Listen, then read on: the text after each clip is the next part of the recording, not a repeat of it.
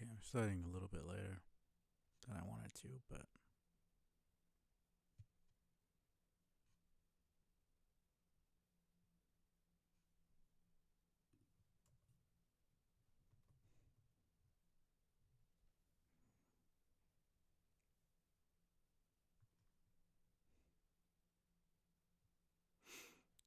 when you change the Twitch chat to black, cause it's not gonna be visible. Uh,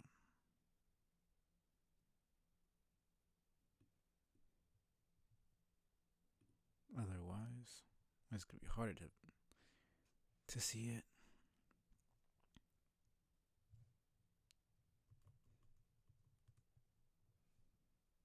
Yeah, that's a lot better. Okay.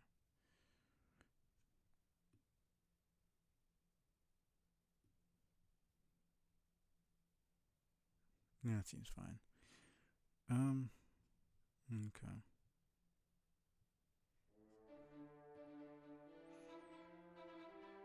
So yeah, do. I mean, I started later than I wanted to, but I was gonna do an hour and 30 minutes or something like that, but this entire intermission is like 200 something pages, depending on how much dialogue there is. It might be really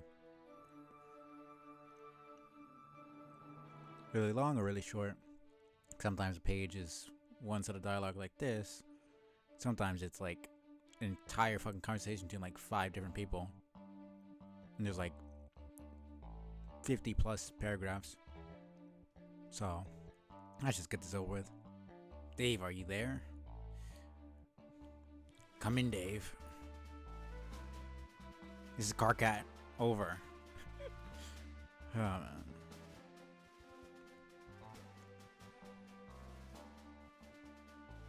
Answer me, you jack off. Don't be all like you're too busy to pick up. Who are you trying to kid? You're quite possibly the only person in this media who's got even less on his nutrition plateau than me. Even the mayor has a more demanding schedule than we do. Let's face the fucking facts. What? Do you think Canton runs itself? Fat chance. Dave?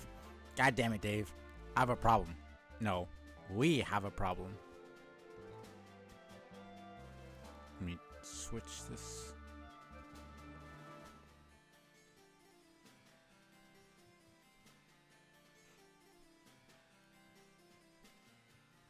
Okay, there we go.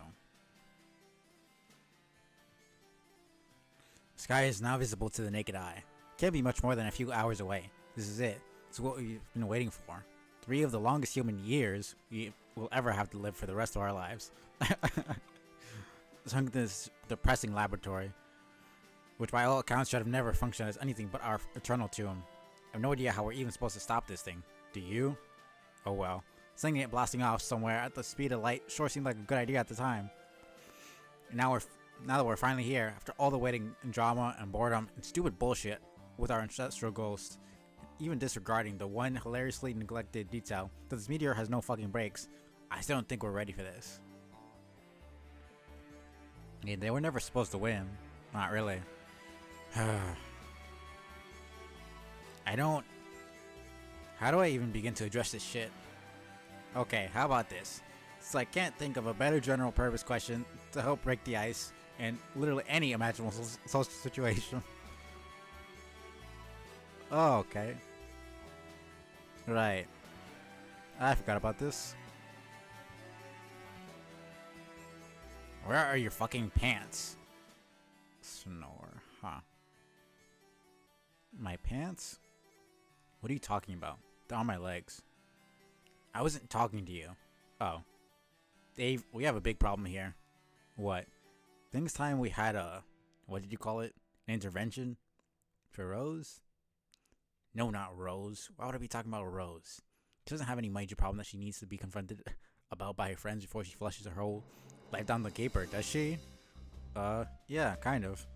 Why? Because she likes to drink that goofy human soporific that makes her a lot funnier and more charming than usual. Yeah, he wouldn't like Rose much. If she's too much like him, she's just calmer. She likes to talk a lot, she likes the sound of her voice. How's that a problem? Let's talk about Terezi.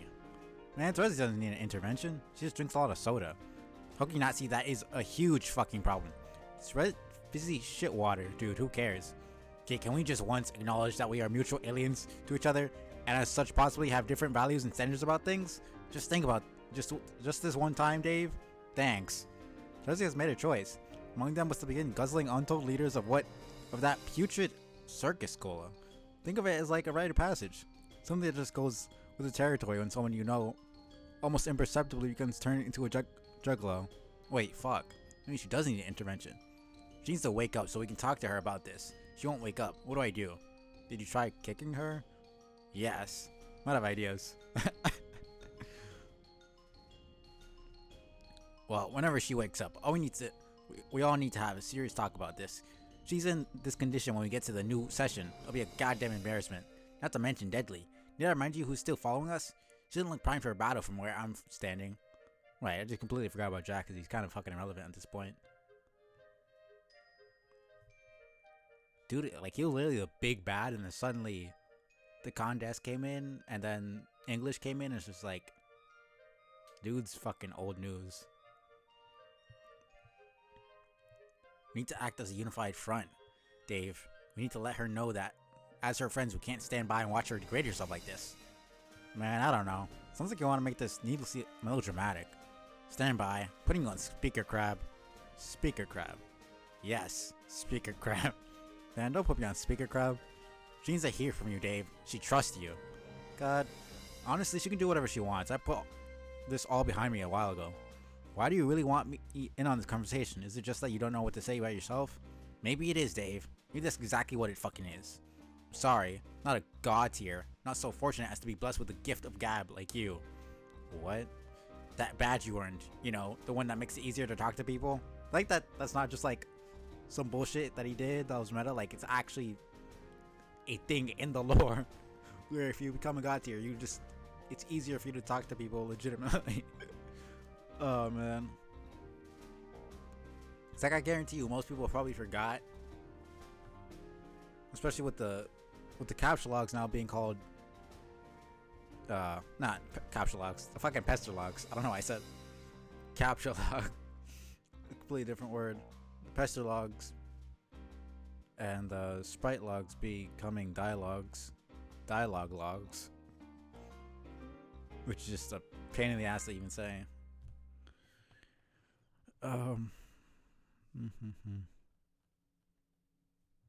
Like, really open up about your feelings and say whatever needs to be said.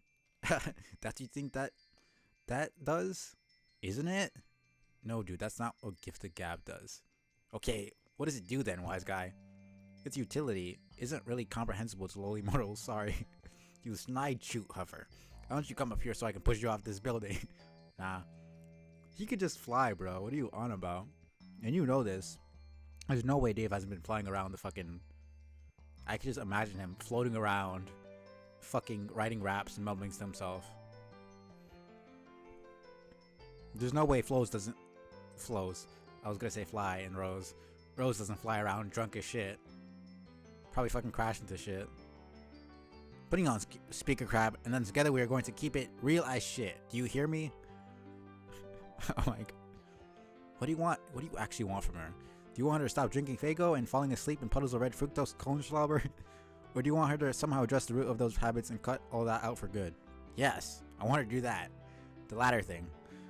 Yeah, I can understand where you're coming from. In a situation like this, I think you need to remind yourself there's only so much you can do for somebody. And maybe they aren't going to want or need your help, and you just have to figure out how to deal with that. Like, at some point in your life, one of your friends might start spending all her time with the guy you think is bad news, and you have to decide if you need to intervene as a friend or you just let it go because people can change or drift apart or whatever, because that's just something that happens. I mean, yeah. And you kind of gotta think to yourself, am I doing it because I want the best for her, or is it because I'm perhaps jealous? I mean, because you could be jealous and want the best for her, but you know, you gotta think, is this primarily based on me or what? How do you even check the damn audio for some reason? Let me do that real quick. Because it might sound like shit.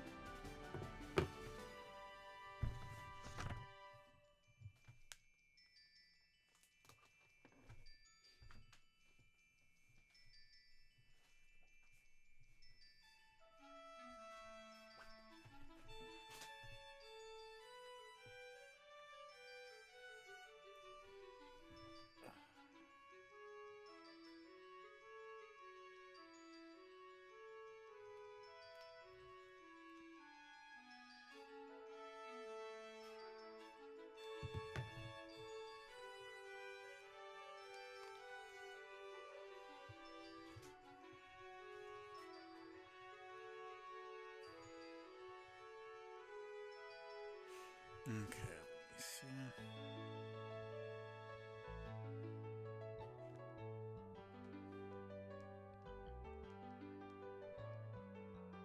Seems like it's probably fine.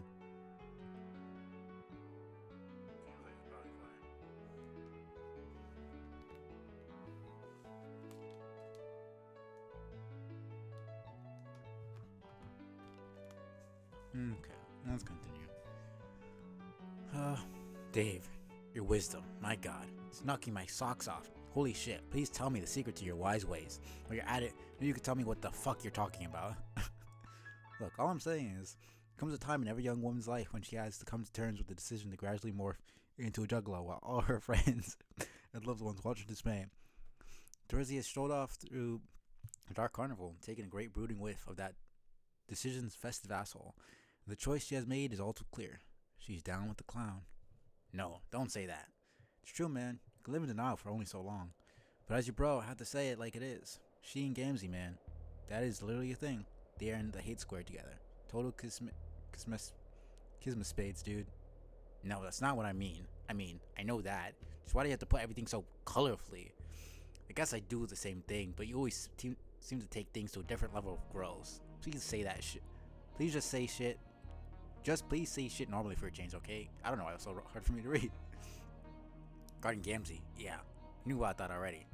Oh, really? Now what the fuck have I been throwing around all this time? Goddamn. Thought this was supposed to be like this big secret that would destroy you if you find out. Motherfucker, please. Do you think I'm an idiot? I suspected this was going on for a long time. Just being like you, playing it cool, letting her do whatever. Why is it a problem now? This is the last straw. We're supposed to be ready for action by now. Not comatose, half naked, and Fago sticky. God, I wonder what sort of bullshit he's got her believing in now. About the merciful sighs and Shangri-La and all that garbage. Makes me so sad to think she's caught up in his superstitious web of lies. Especially since he doesn't even believe in that shit anymore. Like, he literally went crazy because Dave sending him the clown shit from Earth made him believe that his shit was fucking fake. And he now believes that he's fucking God or something. I'll have to read his monologue again because like I don't really fully understand what he even believes anymore or what's going on. I don't even really understand the full clown religion in the first place. But it's even more confusing because he essentially just kind of made something new and then ends up worshiping Caliborn for some reason.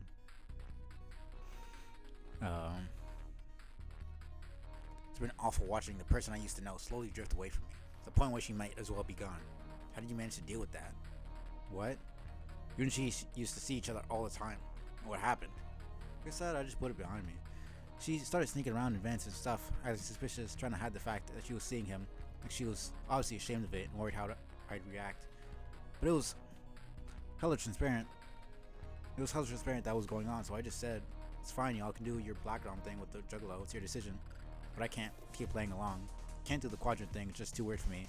I'm not a troll, and I'm not all open-minded about getting multicultural. I still don't understand the spades thing, and it makes me really fucking uncomfortable even trying to imagine how that works. I sure as fuck don't want to date anybody who's got a hate clown on the side. So I said, no hard feelings. I still like you and all. Do whatever makes you happy. I'll just be over here in the hyper-gravity chamber training to be Lord English. Dave was so much more... I remember Dave being mature and all. Like, he would make his sarcastic quips and be all ironic. But he's honestly one of the most... Him and Dirk are like the most mature out of all of the kids for sure. And that's probably why they're the most tragic fucking characters. Because they had to Like, John kind of had a cozy ass fucking life. I mean, Jake, his life was sad, but like he still seemed to enjoy himself. But like, Dave and Dirk just kind of went through the fucking ringer, just had to deal with it, pretend like everything was fucking okay.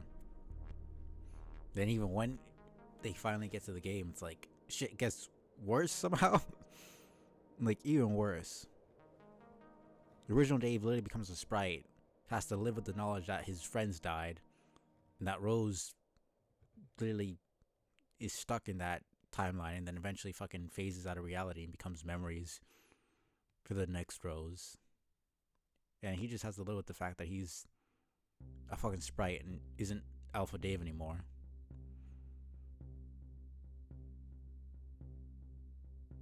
And also has to deal with the fact that people calling him fucking fake Dave. Like, that shit would hurt. Like, I literally sacrificed myself to save the timeline because you fucked up and you call me the fake Dave, motherfucker. Like, I mean, granted, John didn't really understand what was going on at the time, but that I still would have been fucking upset, honestly. And the fact that none of them had a fucking breakdown at this point, other than John's bullshit breakdown that he had over his dad, I do kind of wish Hussey went a little further into their thought processes, because they're all 13. Even the freaking alpha kids are only 16. Like, they're babies, like they're literal children. Even an adult would be freaking out in a situation like this. John really saw his dad die in front of him, and so Rose saw her mom die in front of her. We had the Rose go fucking grimdark, but like, we didn't really get her much of her thoughts afterwards. Like, they've each talked a little bit about their guardians and stuff, but like, I don't know, I just like the character moments a lot more. So I wish they would have, wish Hussey kind of focused more on the trauma they went through, because they did. Seeing your parent die in front of you is fucking traumatic.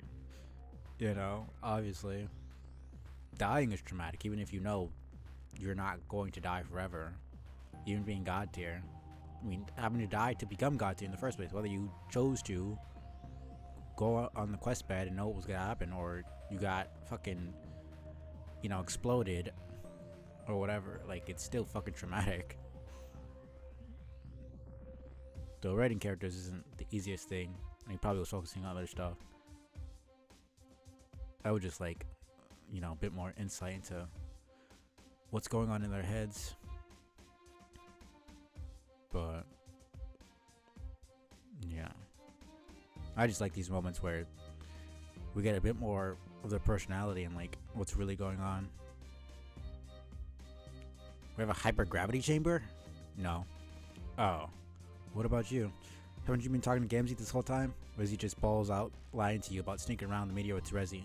Thought morals are supposed to be open with each other about stuff like that? Yeah. Gamzee ended our moral allegiance quite some time ago. Oh shit. Sorry to hear about that. It's fine. Really, it was a dead-end pure relationship. At first, it really seemed like I was a necessary part of his life, keeping his shit under control. I mean, yeah, he was a little baby eating fucking, like, fucking, I don't even know what, like the fucking silica packets in fucking packages and shit. Like, you're not supposed to eat that shit. It's not necessarily gonna kill you, but like, it's not good for you. Or like, basically huffing paint. Dude was getting high as fuck, eating stuff he wasn't really supposed to be eating. And he was like a fucking toddler. And now he's a murderous fucking clown, evil space lord who wants to kill all his fucking friends. Yeah, there's really nothing you can do about that. I mean, if Gamzee wanted them dead, they would be dead. Like, they're not strong enough to deal with him. Because Purple Bloods are like, I mean, Hussey uses it as a joke, but like, canonically, Purple Bloods are really fucking hard to kill in general. So, yeah. I mean, for plot's sake, Karkai was able to calm him down, but Gamzee probably had a plan at that point. And was just like, I'll just chill out for now. And that's why he's hiding. He probably knows that they need to do their stuff for Caliborn to be born in the first place.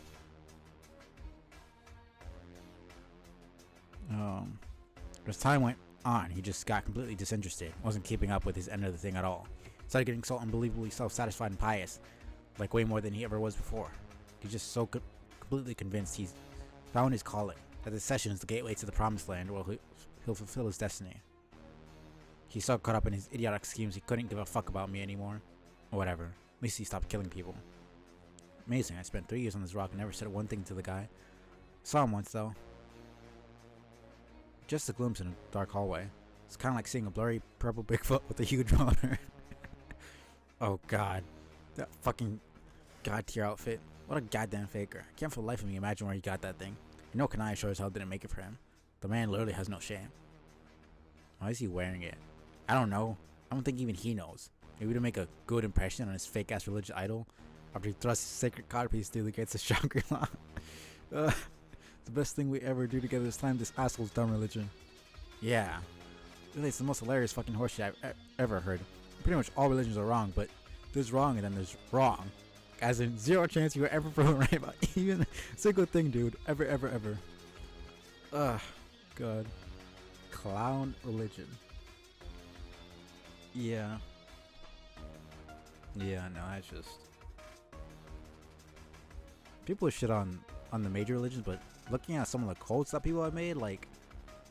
The fact that some people believe in that, like, I respect atheists and all that. I mean, I've said it plenty of times that I'm Catholic. I don't really advertise it, but I'm not ashamed to talk about it if it comes up. Like, I understand people not believing in God, you know, I have no qualms about that. I'm not gonna pretend like I haven't doubted at points in my life. I'm kind of naturally skeptical about stuff. Like, I've seen a couple of like those small little cults in like random fucking countryside, some random place in the Philippines or fucking Kansas. Some random dude in the woods found the code to life and like convinced his fucking neighbors or some shit that he's the Messiah, and he convinced them to kill a bunch of people. And it's just like, I don't grasp. Like, I understand that most people who make cults and join cults are fucking screwed in the head, like legitimately insane. But like, it's insane. Like, you read those stories and it's like, how did that even happen in the first place? How did you just come up with like, I'm just gonna make some shit up and convince people? And especially when it's like some crazy shit like murder suicide type cults, like shit like sex slaves, or like it's just like, what is going on with you, my guy? And it's fucked, man. It's really fucked. Kind of randomly just went down darker tangent, but I haven't researched that much, but like just a couple of stories I've heard have been really screwed. Especially can't imagine people who were born into the cult. Like for them, like obviously that shit's their life. Like they have nothing else. Like this must be so surreal to live in that shithole your entire life and then come out into the real world and be like thrust into society out of nowhere. Now you can't even deal with that. You gotta be educated and everything. You somehow have to find a job now. It's like, kind of sucks. Anyways, if I keep talking about that, I'll be here for fucking ever. So true. Wish I could see the look on his face when he finally realizes everything he believes in it. He believes his lie. I mean, he does know that. Be one side clown that day. Spudge will probably deflate and make this high-pitched noise, plus corresponding flatulence. Hey Dave, what do you think will happen to us after we meet up with the others? I mean, as friends. What do you mean as friends? We'll still get to be bros? Yeah? No offense, Doc, but that's a dumb and neurotic question. No, but see, we're going to meet all these other people, John among them. John is your best friend, so you will ostensibly resume that friendship where you left off. John and I have been had a few testy conversations with each other one day, and in most of those, I made a fool of myself. I guess we became friends that day, maybe, but the reality is, it was just one day, and maybe he'd be well within a reasonable frame of mind to not give a crap in hindsight about the guy who trolled him once 3 years ago. The same goes for Jade. That would be a decent rapport, but again, it was one day forever ago. She probably barely remembers me at this point. Whereas that doesn't matter for you because you go way back with them. This is like a fucking heartfelt reunion for you guys. But where does that leave me? I can hardly call Gamzee a friend anymore. Who knows if my friendship with Terezi will ever be what it was before. I used to be pretty close with Kanaya, but now she and Rose never leave each other alone for more than a fucking minute. All my other friends are dead, and now we're leaving the dream bubble behind. Then there's you. So, just wondering what happens next. So I love this fucking conversation. It's like, it just so encapsulates everything is fucked. This dude's 13, by the way. Like, what are we talking about? All his friends are dead, and the rest of them either have people they're with or don't give a single fuck about him. Like, he was super fucking close with Kanaya. Like, they would talk all the time. And now, you know, she's got a girlfriend, and it's like, you're kind of fucking chopped liver at that point. I mean, I remember when my brother got with his girlfriend, and it was just like, I always kind of thought those people who get jealous that their siblings get girlfriends were dumb, but like, I kind of felt that, because it's like, all you want to do is hang out with her, which is like fair, but what the fuck about me? Like, when do I get to hang out with you? What the fuck is this? Same to my sister when she got her first couple of boyfriends. It just, like, everything just disappears. It's not like you stop caring about people, but, you know, it makes sense, especially when you're younger. Your first couple of serious relationships, you know, you want to focus on them and your siblings and your best friends and shit. Like, you've spent your whole life with them, so it's like, whatever, man. I can see you whenever I want, but it still kind of feels like you get abandoned. So I fucking absolutely feel for Carcat right here. Forgot the mayor. Pretty damn tight with the mayor, aren't you? Mayor's friendship is a universal constant. I am insulted you beyond comprehension, so is my capacity to vomit that you would insinuate otherwise. Yeah, the mayor rules. But as usual, you're overcomplicating this. Just like you overcomplicate everything. Friendship, romance, leadership, romance, shipping grades, and dick battles. This is real simple. Our media will somehow Tokyo drift to a dead stop in the new session. At which point, we'll keep being bros for life or something. I will start being friends with John and Jade again, because they are my friends and never stop being that. John will also be your friend because he's cool and also a doofus who's easy to be friends with. Jade will be your friend too because she's nice and likes being friends with people. I can personally guarantee that she will be happy to see you. As for the new people, I don't know about them, but they'll probably be your friends too. All I know is 2 of them are my parents and 2 of them are John's parents, and ain't no rule that says you can't be friends with your bro's mom and pop, especially when your bro's mom and pop are a couple of sassy teens. As for Terezi, I don't know, I guess we'll see what happens. And as for Gamzee, fuck that guy with the balloon poodle. Friendship lesson secured, the end.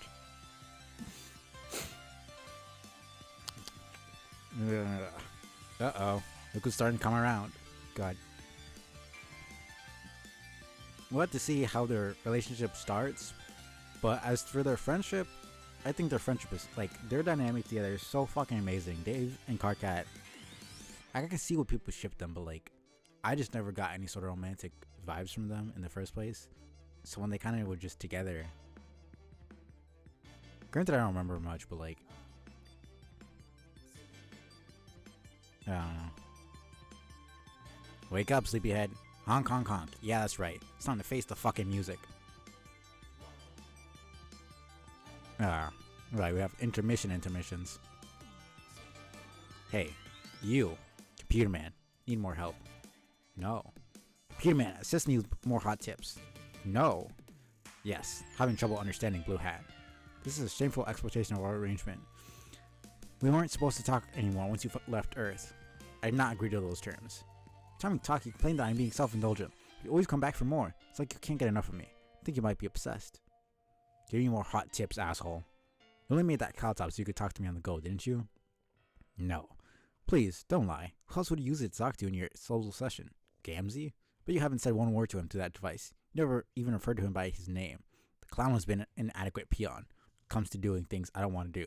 There's no reason to speak to him through my fun helmet. God, that's so ass. Alright. I should change who I'm being. God damn it, I pressed the wrong thing.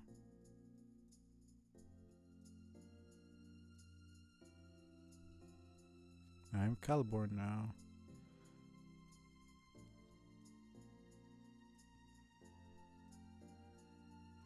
Man, I love this song. Let me see.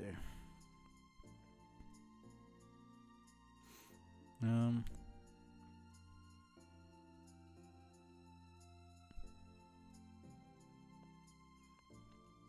should try to be better friends with him. Basically, ditch his best buddy for you. Who cares? He reveres you, and you treat him like shit. Yes. So, you're off to a pretty good start at being God, I guess? Thank you. Look, I just said a polite thing. Now I'm more rewarded with what I want. Ugh. Yellow Hat is very fast. As a minion, he has been very useful. But I'm having trouble determining the abilities of Blue Hat. Yellow Hat and Blue Hat? Should come up with better names for them than that. Like what? Like, I don't know. Maybe some cool mobster names? Mobster names. Why would I give them mobster names? Because mobsters are cool? They don't look like mobsters. They look like fucking leprechauns. Anyone could be a mobster, though. Even cherubs and leprechauns. Being a mobster isn't about what you look like. It's about what's inside you. Wow. So profound. Stop stalling and give me tips. These the only two you've unlocked so far? Yes. Conquered the second planet. And I've now traveled to the third. Before I conquer this one, I'd like to know what Blue Hat does. He's pretty much doing what he does. Seems to be stuck. Is he broken? No. It's just slow. What? That's his power. Yellow Hat is fast, Blue Hat is slow. It's a horrible power. How's that even a power? Just is. Ugh. I was looking forward to achieving more powerful minions. Not more malingering fools to take up space in my dark carnival. Do they get better than this? Depends on what you mean by better. Oh my god. Okay. We're done. Bye. Man. You know, just going around getting reacquainted with everybody. Wake up, sleepyhead. Wait, why did I even say that? Say sleep all you want, like I give a fuck. But you are kind of missing some important shit here. Went through 3 relativistic years cruising through the metaphysical ass crack of nowhere. When we finally get here, all tuckered out. Like y'all didn't sleep enough on this boat already. Some of the sick, nastiest shut-eye anyone ever got I owe to this freaking boat. Dude, this is a big deal. Everyone's waiting for us out there. I mean, probably.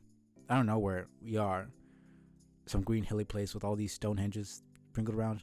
Do you know, there could be a plurality.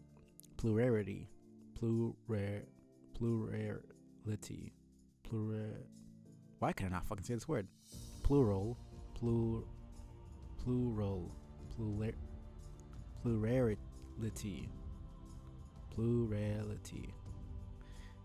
I don't know why I'm having trouble with that. Whatever. Plurality. God. I've never had trouble with a word like that in my life.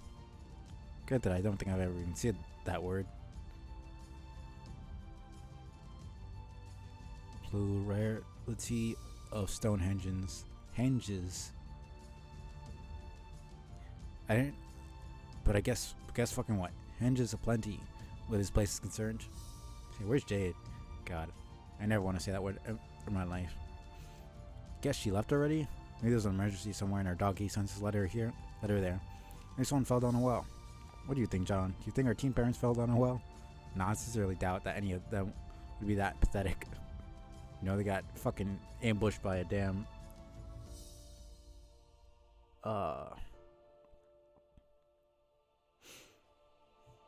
space monster, alien, queen, tyrant.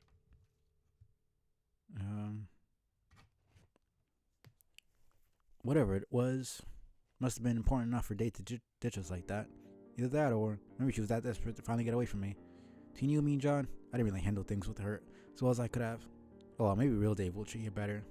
Yeah, no. He's seemingly saying that for the irony, but like, I think it does actually get to him that he's, you know, not only being referred to as Dave Sprite, and it's not really the real Dave anymore. but also that people like that it's technically true in the sense that he's not really important to the story. That he's not the Dave that people are talking to. I mean, if Dave wanted to date her and both Dave Sprite and Dave were an option, I guarantee you Jade would pick Dave, not Dave Sprite. That's just kind of common sense. It's not really that Dave Sprite is a, bad guy. He's just not human anymore. It's just kind of a simple conclusion.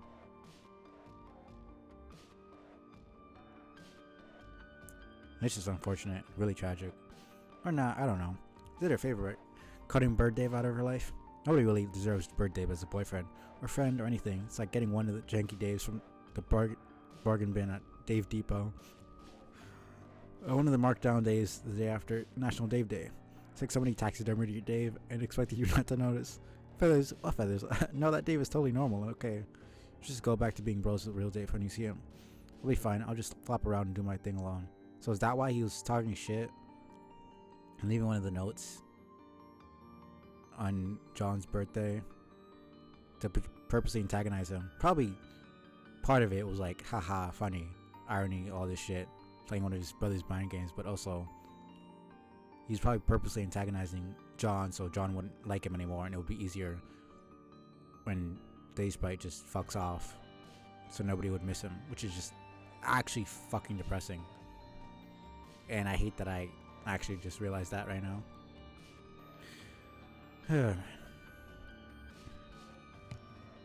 I'll be fine. I'll just flap around and do my thing alone.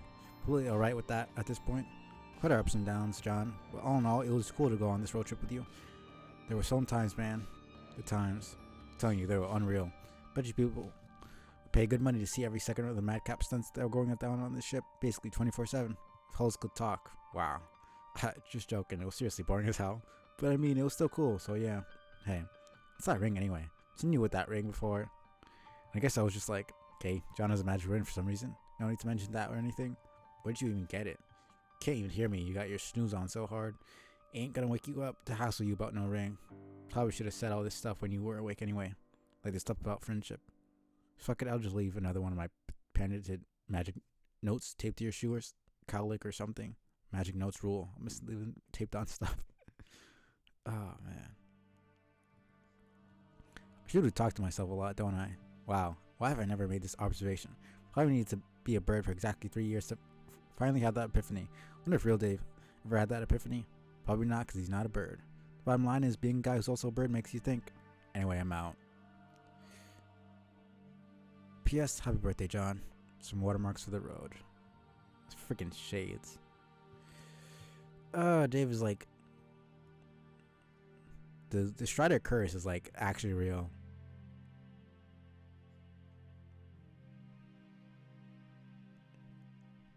Unlocked more gnomes. Thought they were leprechauns. I don't care what they are. Okay. Now conquered 4 planets. Have the same amount of gnomes under my command. Yellow hat, blue hat, red hat, and now purple hat. Congratulations. Planets are becoming increasingly difficult to conquer. Almost did not manage to destroy the purple planet within the allotted time. Fortunately, the quality of the unlocked gnomes has not increased to match what the escalating difficulty of my quest. Seems to be just the opposite. These gnomes are shit. What's wrong with the new gnomes? Okay, red hat, he has no fucking powers at all. Unless his power is to follow me around constantly.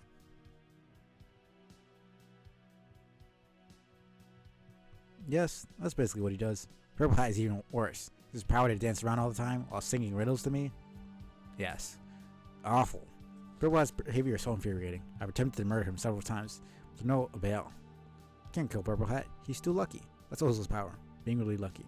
What good does that do me? I don't know. Get him to solve puzzles for you? Use him as a human shield sometimes? I mean a gnome shield? Oh yeah, it's actually a really good idea. Shouldn't be whining about how lame your minions are. As you accumulate more, your job is obviously to combine their talents in creative ways to overcome the increasingly difficult challenges on your quest. Synergize your time gnomes. Make them more than the sum of their pointy hats. It's going to be difficult. They are all idiots. Nobody said it would be easy. Fine, I have no questions. No more questions for now. Hey, did you kill that cute turtle? No. I can see your pass trail. Standing there holding a gun, pointing it at the turtle. Okay then. Then yes, I killed the turtle. Boo.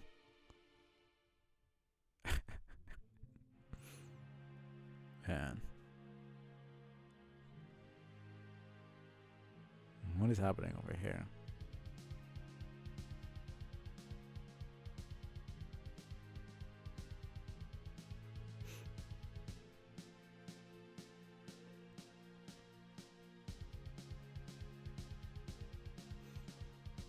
I don't know, 30 minutes. I'll give himself a little bit more time.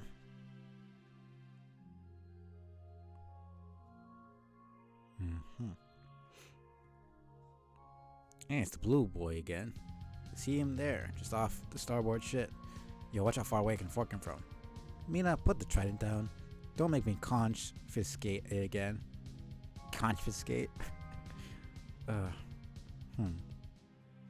Cool little flag. Hey, it's John. Briska, is that you? Yeah, get over here. Alright. Oh, great. Huh. Man, Mina and Briska look exactly the same, except for the fucking outfits and the damn hairstyle. Which is, I mean, it makes sense. Because they're literally basically the same person, but it's just kind of surreal seeing them together like this. Nice to see you again, John. It's been too long. Yeah. Actually, hasn't it been exactly a year? I think it was my birthday last time we met too. Yeah, for you maybe. Who even knows how long it's been out here? But who cares? The point is, as you can see, the plan I described to you before is in full swing. You mean the big treasure hunt with all those black maps?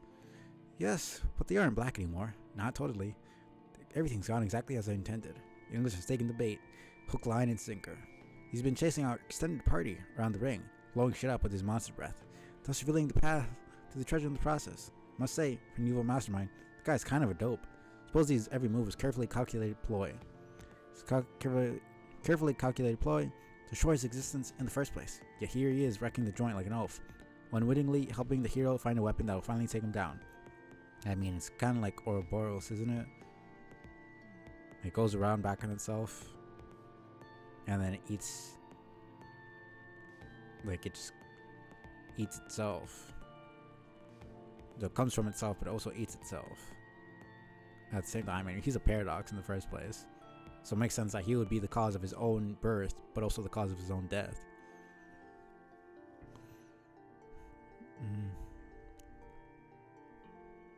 And we're almost there too. Although by now it's become embarrassingly obvious that the treasure was hidden right around where we started all along. He must have just been leading us all in a big stupid circle. Should have seen it coming. Guess that's my bad. In terms of bonehead moves, that's English. 1, Risco 1. So I guess we're even. But maybe we don't have to mention the detail when we document my heroism in the annals of greatness. Mention what exactly? Exactly. I almost forgot how deceptively quick you are in the uptake, John. That's not so impressive. I was confused by what you were saying, too. Tavros, if you're going to interrupt, don't mumble. And even then, don't. Anyway, I really don't mind the fact that these cryptic treasure maps have led us all on a wild honk bird chase. I've never once complained about a good long treasure hunt. I'm not about to start now. Besides, with the way space-time works out here, who can say for sure we'll be able to find the treasure at all unless we chase this exact path? Nobody can say it is who. Least of all English, who as far as I know, can't actually speak so much as issue blood-curdling roars that cleave the foundations of reality itself. You're of course welcome to join us on an adventure, for as long as you're asleep. We could use another hand on deck. We'll even give you rank and title. You get to be lower than me. That's the fairest rule. Wrong. Tavros, who's the captain here? Last time I checked, wasn't Swabby Nitram, poop master extraordinaire. Even when he's dead, even when he's dating her, he still gets fucked over. Because that's his fucking destiny.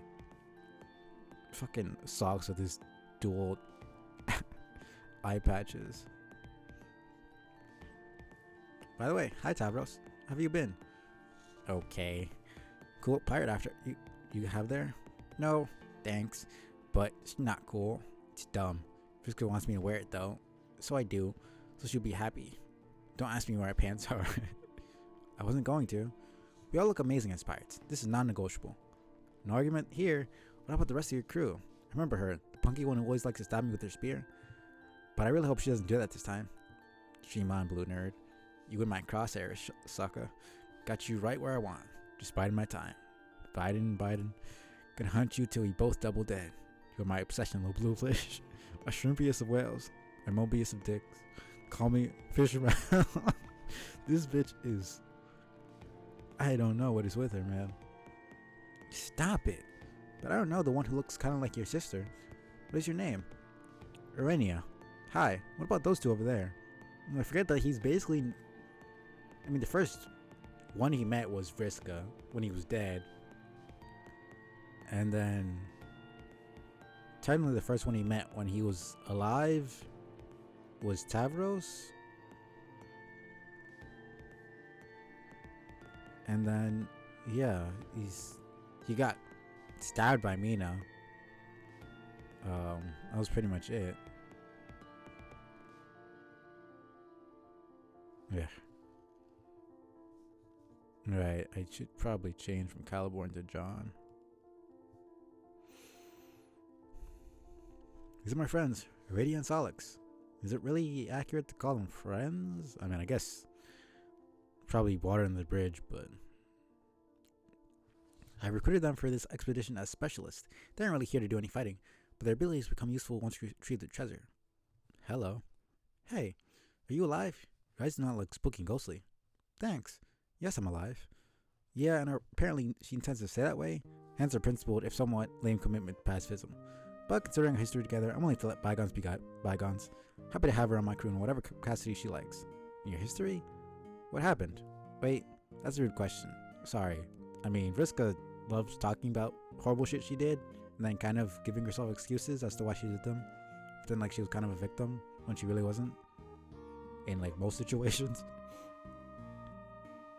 So, it's kind of unfair to be like, oh, our history together, blah, blah, blah, and then be upset when somebody asks you what that history is. Like, you have to give context or you just don't talk about it at all, honestly. Just kind of weird. Vriska killed her too. She used the other guy there, tragically, as a death weapon. I do like that Tavros calls her out on her bullshit. He doesn't just like, because he's dating her, pretend like she did nothing fucking wrong. Hey, what did I say about bygones being bygones? Let's rule fucking one of this ship. Anyway, she became a robot and killed me back, so obviously you're cool now. Jeez, why does everyone always die so much? Well, like this guy's one to talk. Yeah, I guess John probably died a whole bunch. Solux, don't make our guest uncomfortable. He's already uncomfortable, and he should be. We all should be. Really, I haven't thought about any of that in a long time. Ancient conflicts don't mean anything to me anymore, but I was more than thrilled by the opportunity to go on another adventure like this. We used to enjoy such campaigns together all the time when we were younger. Of course, now the teams are a little different. Yeah, man, those were the days. What about you? Why do you have the double eye patches? I feel like all my voices are like not at all distinguishable, even though I'm kind of trying to do a tiny bit. Cause like Solix had a fucking lisp, and then he lost his teeth, so the way he spoke started changing. Like canonically, he doesn't have a lisp anymore, which is like that was kind of his one fucking determining factor as to why he was different than he was voiced differently than anybody else, and now he just doesn't have that. So it's like I don't fucking know. I've always done Vriska's less of a feminine, high pitched voice, and more of just kind of sultry. Listen, I'm trying to do sultry. I'm probably not doing a very good job at it, but like, more. She wants to be like a leader and a freaking badass adventurer, pirate, treasure hunter, all this stuff. So like, I try to have that tone. Rita used to be really monotone because she was depressed, and then she was dead, then she was a robot, but now she's alive and she's happy. But I would still think she has like kind of creepy, cheerful-esque kind of tone, which I haven't really been doing because she doesn't really talk that much. Excuse me, she has some of the least lines of all of the trolls.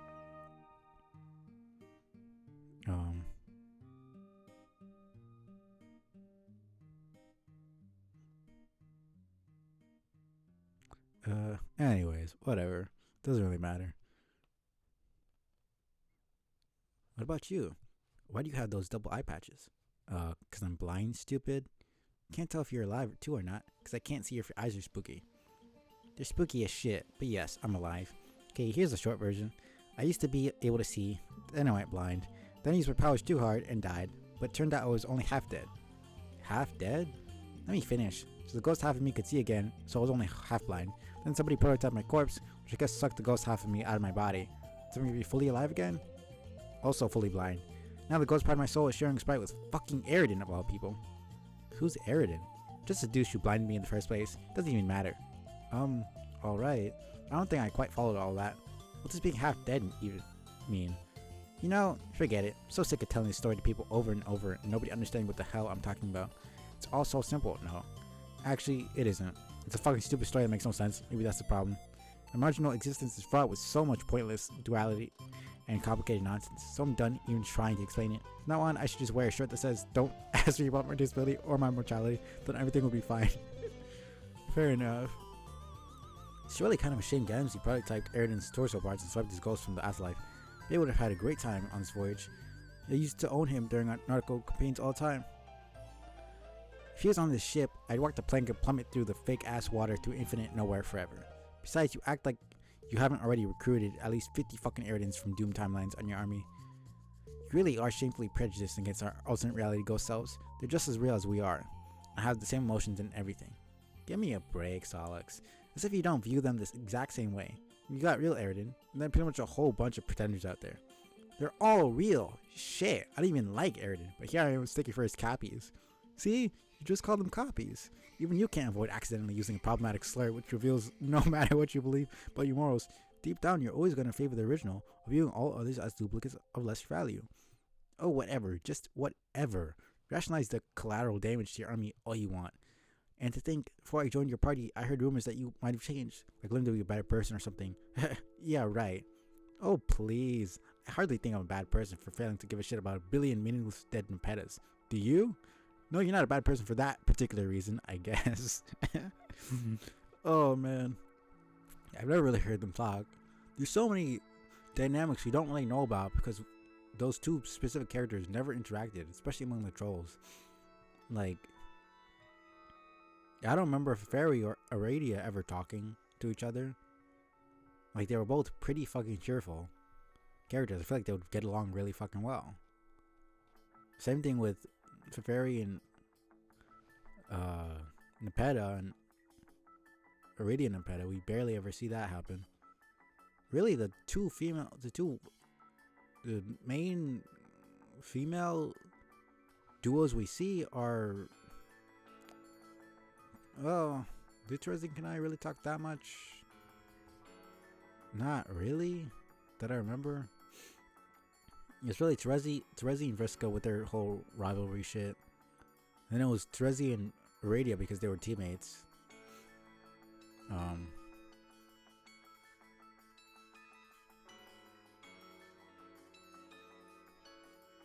And then it was Nepeta and Terezi with roleplay. And that was basically it. And we had Aradia and Vriska with their rivalry as well. It's mostly Vriska fucking instigating. Anyways, I would just like a lot more interaction between the trolls and different, dynamics. I think that'd be cool. What am I seriously supposed to do? Fly around and befriend each one individually? Sorry, I have better things to do with my time. Let's try to be at least somewhat practical here. I've met most of those Nepetas. They're all very nice. Oh, shut up.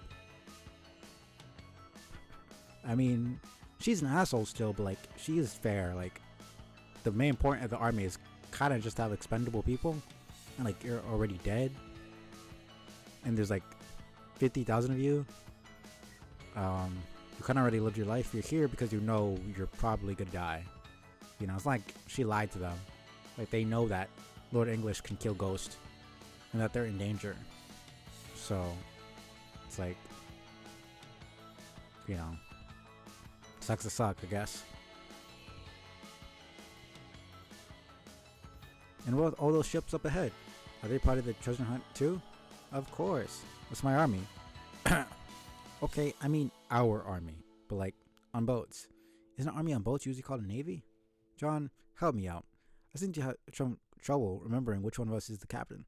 Was it the dork in blue pajamas, or was it the veteran sailor in rad captain's coat? That's right, the captain was me. I say it's an army that happens to be in a bunch of boats. Oh damn, he got smoked. Wow, so smoked. Mina, did you catch those sick fires? No, but for real, pretty much is a navy. Just saying. Man. Who's in the army? Thousands of ghosts, primarily those of old friends and acquaintances. Huh. Eager volunteers. Yeah, she just mind controlled them. Got it. And especially with Lorania here. Yeah, no, that's crazy. I honestly forgot about that. We amassed a coalition of eager volunteers ready to lay down their ghost lives for a worthy cause. You mean fighting Lord English? When you're ready for that, yes. We need the treasure first. So for now, they're selling well ahead of us in large numbers to attract his attention. So we can do more damage to the ring. Fill out the rest of the maps. Of our maps. We should be very grateful for their bravery. They are making a noble sacrifice for us all. Bravery. Yeah, right. Mostly Sorcery mind controlling them. God damn it, Tavros. You really don't need your play-by-play commentary and everything. Wait, so you're mind controlling all those ghosts? No. Well, not all of them. Once a group enough together, others tend to latch on to the mob out of curiosity. Each of us have a way of clustering together naturally. You've got to understand, John. Most of these people are pretty self-absorbed. They just need a bit of persuasion to join the cause.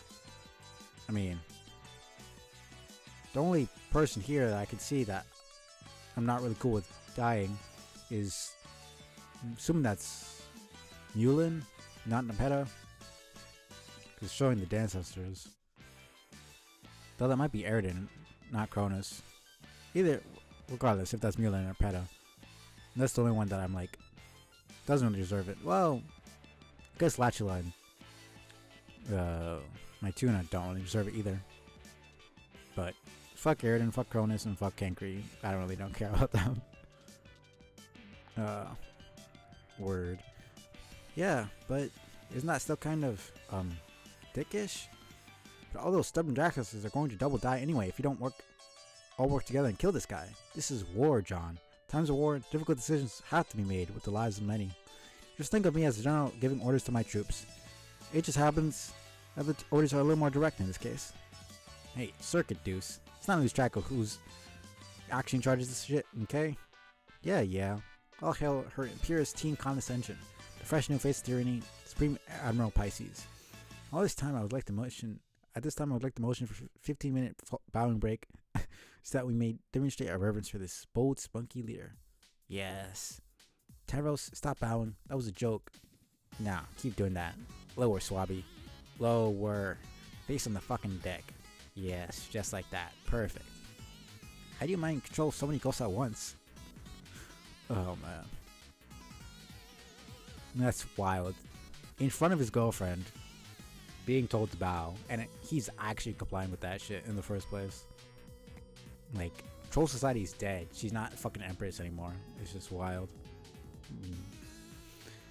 Anyways.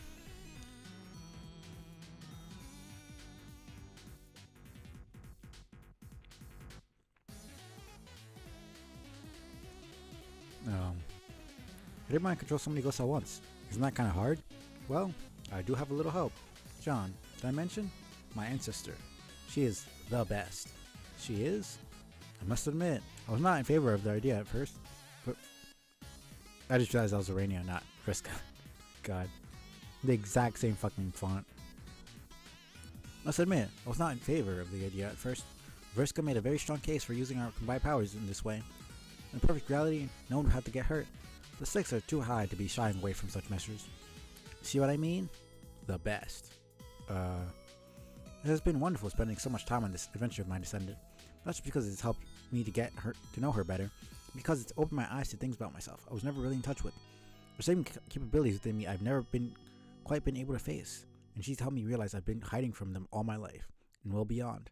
It must be true what they used to say in my world, that if you really want to know who you are, look to the legacy left behind by your ancestors. I think that wisdom works in both directions. Well put, Marquise. I've always felt this exact same way.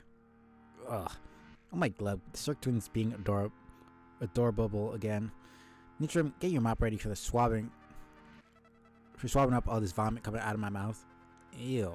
No. Can you two stick a fork in the sentimental carp? Maybe pretend you ain't hit it off so good. You ever stop and think about how this makes me feel? There's no reason to be jealous, Mina. You know nothing has changed about our friendship. Jealous? Bitch, no.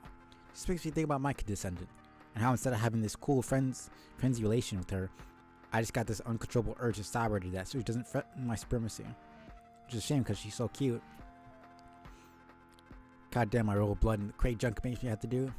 And it's interesting that it's like, there's not only the actual societal system, but it's literally based on biology. Like, biologically, violet fuchsia bloods are just stronger than everybody else. So in a sense, the hierarchy literally makes sense.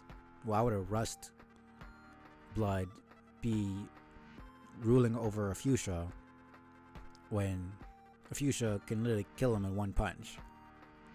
You know, why would a teal blood be, you know, be the boss of a fucking purple blood when a purple blood could literally rip him in half with his bare hands? It makes literally no sense. You know, troll society is pretty trash, but like, it makes sense that the natural order of things kind of came the way it did.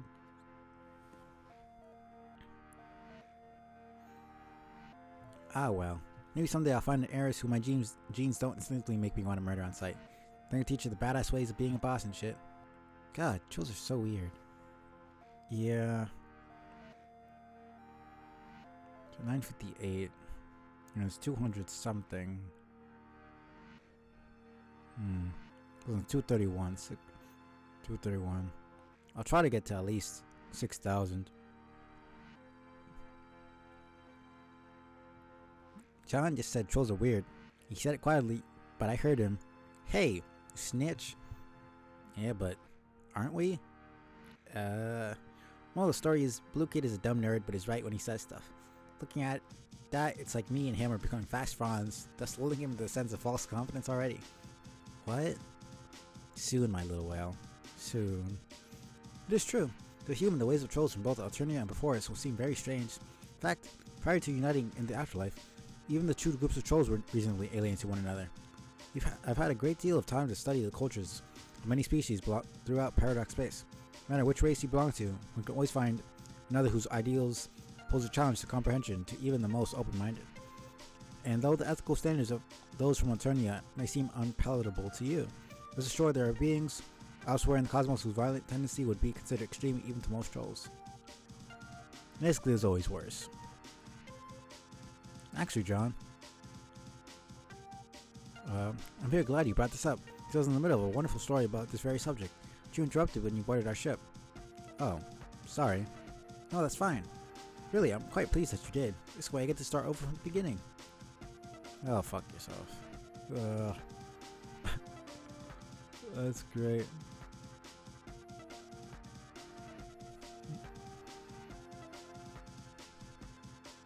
Wait. There are some rough patches in my original telling, which I can go back and fix.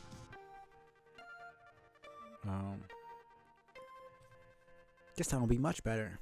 Okay. What's the story about? It's a tale about a very mysterious alien race called cherubs. Let us begin. Once upon a time. World building. There was a very mysterious alien race called cherubs. Rainy, I thought you said you'd fix the shitty parts of the story. Sorry about that crappy line the first time too. The opening line is fine. It's alright, I guess. Not.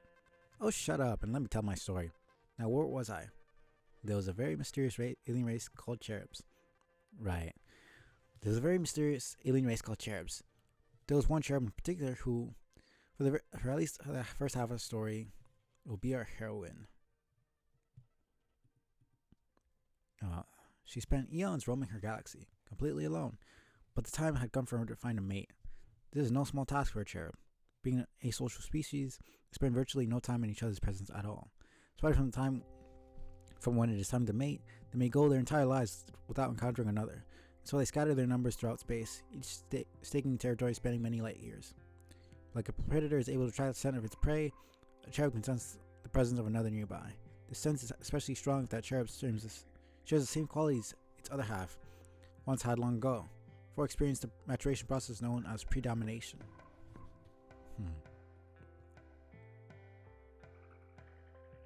You see, when a young cherub hatches, holy shit, it would appear that only one creature has begun its life, but the appearance is not to be trusted. A young cherub actually consists of two completely distinct beings, a male and a female, each sharing one body. Two halves are endowed with polar opposite predispositions as well. One predisposed toward malevolence, another toward benevolence, good or evil if you prefer to deal in simplistic terms, or at least those which are convenient for the sake of the story. I prefer to view that dichotomy as kind of a moral alignment, like an attribute that dictates the choices a character makes in certain types of games I used to play. Troll D&D. Yeah, it's interesting.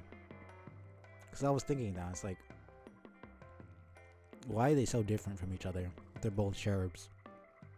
But, it makes a lot more sense now. I completely forgot about this. Because it's not like Calliope's like a good person. She just tries to be a good person. Because there's certain shit that she said where it's just like, you can tell she's an alien. You can tell she doesn't really understand human values. But she's trying her best, and it's fair because she's never experienced human culture fully. You're never really going to understand another culture. So, yeah, it makes a lot more sense like this. The male and female halves can be aligned either way, as long as they differ from each other. The resulting conflict between the two personalities is central to life as a cherub, both before and after predomination. Shortly after hatching, the two halves begin vacillating, taking turns controlling the body. The only physical differentiation between the two is the coloration of their cheek swirls, which indicates alignment. There's otherwise no way to tell male and female apart before a cherub predominates. The vacillation process is demarcated by sleep. When the male goes to sleep, the female wakes up, and when the male wakes up, again the female sleeps. And so it goes, back and forth like this, as the two entities vie for dominance over the other, and ultimately permanent control over the body. They grow to detest one another and develop a view of social interaction centered entirely around animosity and confrontation. Which is interesting because, Kylie said she hated her brother, but she seemed like she wanted to get along with him. So either she's a rare case of a cherub who's not wanting to go through the whole song and dance, or it's just because of her alignment. We never really see any other cherub, so we don't really know what standard is. For good cherubs, this readies them for a long life of isolation. They prefer to avoid the sort of conflict that comes with social interaction, so they've been conditioned to understand it. But for evil ones, the contentious upbringing only serves to fuel their inclination to harm others. And though this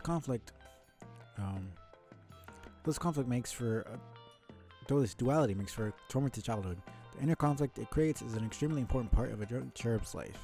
The defining part, actually, is a struggle a cherub must overcome to mature. This process culminates in predomination.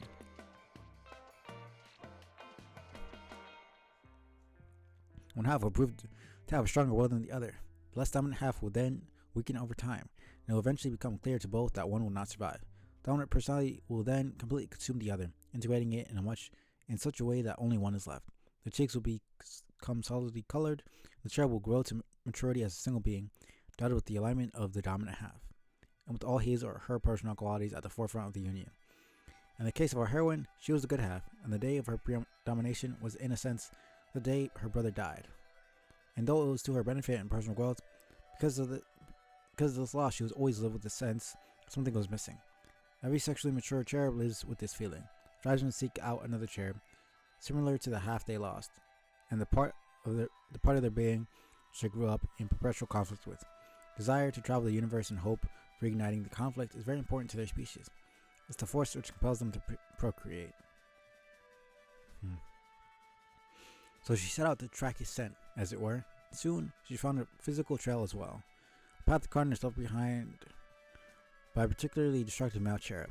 She followed the debris from civilized worlds and star systems he left behind, as if to mock her, make it clear he knew of her pursuit and was all but paving her way with the dead. His brutality made her more furious, thus setting the mood, so to speak, for their imminent courtship.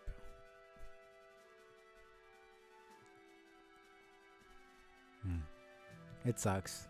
I forgot exactly how much it was paid, but there was I think it was a backer tier to create your own troll in Homestuck, and literally it was like $5,000, some crazy shit like that.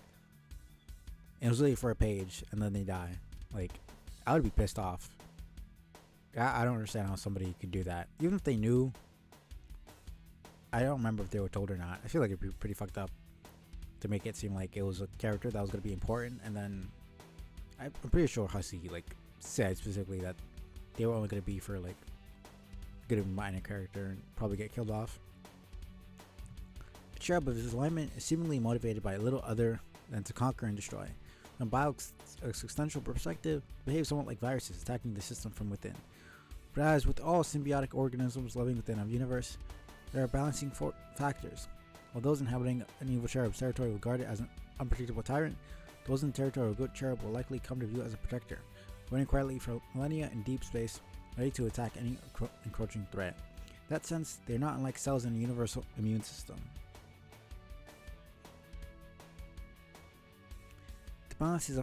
This balance of forces allows stability, such that life and new civilizations can blossom and thrive within the universe, thus assuring the possibility of its own elaborate procreation process. If that balance was ever disturbed, there would lead to chaos in that biosystem. The universe could not survive for too long. If by some means a cherub with such destructive tendencies were to achieve unprecedented power, resulting imbalance could be catastrophic for Paradox Space itself. Though the heroine of her story could have no way of knowing, this is exactly what would result from the pursuit of her cosmesis. Like humans, cherubs perceive romance through only one quadrant. Unlike humans, their relationships are exclusively black, but their mating ritual is much more violent than any practice trolls would, or even physically could engage in. And though it is critical to the perpetuation of the race, the confrontations can sometimes be lethal to one or both cherubs. Regardless of the outcome, the stakes are always high. The winner of the duel will assume control of the other's territory. The loser will slink away to bear their offspring. So as she toured the planetary wreckage, she knew her quest for a mate was not just about the propagation of her species, but the liberation of billions from a monster. She pursued him for many sweeps, mounting an obsession, till one day the trail came to an end at a black hole. Cherubs typically seek out black holes as a setting for their mating ritual. Not any black hole. Once long ago, it was a star. Encircling that star was a planet. A planet was home to one of the presently spawning cherubs. The male in this case returned to the site of his hatching to mate, a location now conspicuously occupied by a truly massive black hole. This is where she found him, and this was where they would duel.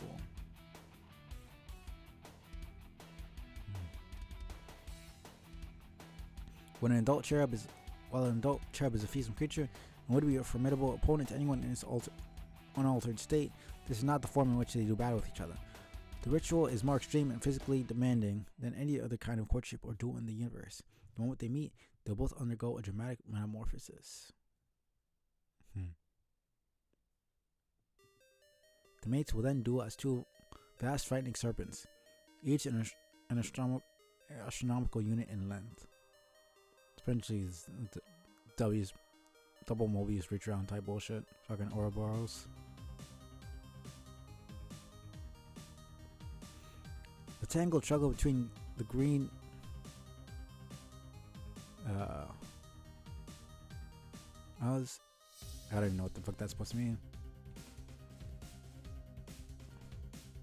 Is an extremely brutal and colossal sweeps. While dueling in such a monstrous form, their energy is inexhaustible. Transformation taps into the cherub's latent connection with the enigmatic forces presiding over all that is eternal and permeating all those endowed with immortality.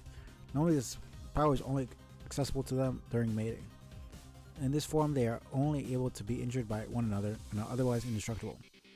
Hence, the ritual can never be stopped by an outside force until it is complete.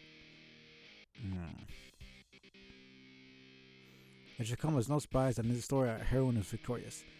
Upon defeating her mate, she initiated the interlocking formation to complete the coupling, assuming the dominant position stands undetectable to all but the most astute observers of the zoologically dubious.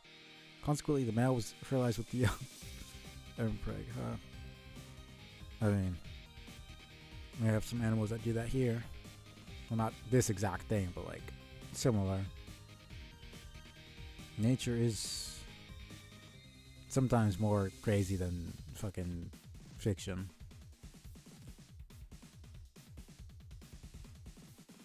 He then slid it away in disgrace from the territory he just lost. The cherub looking to nest will search for a dead planet situated near a massive dying star. The egg is deposited from on the planet's surface, and the rising temperature from the expanding red giant will incubate the egg until it is ready to hatch. Later in life, the cherub will grow wings, assuming it has matured properly. And if it has learned to fly well enough to reach a safe distance from the nest, before the star goes supernova, soon the hugging cherub will return and feast on the resulting stellar energy. Doing so allows it to gain enough strength to travel great distances and claim its own territory. The star will then collapse into a black hole, serving as a distinct gravitational beacon to the cherub later in life, so it may return there to mate. Which is why his Celeborn's thing turned into a black hole, which I didn't really remember. Interesting.